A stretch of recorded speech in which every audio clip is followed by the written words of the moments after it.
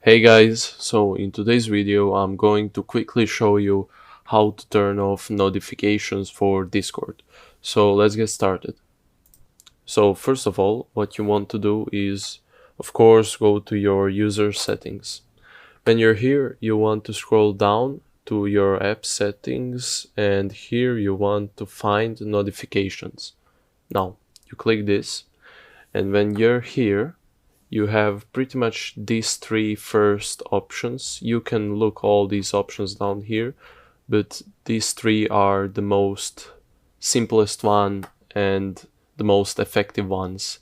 So enable taskbar flashing. So when you get a message, you'll probably see it's flashing yellow, so you can turn that off. You have shows a red badge on the app icon when you have unread messages. Well, pretty much when somebody tags you or something, you have that number 1 red on your channel, and you can just turn it off. And the third option, desktop notifications, you can turn that off too.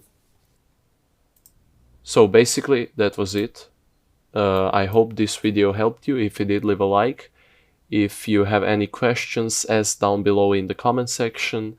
And if you enjoyed and want more tutorials just like this, subscribe. Anyhow guys, have a nice day.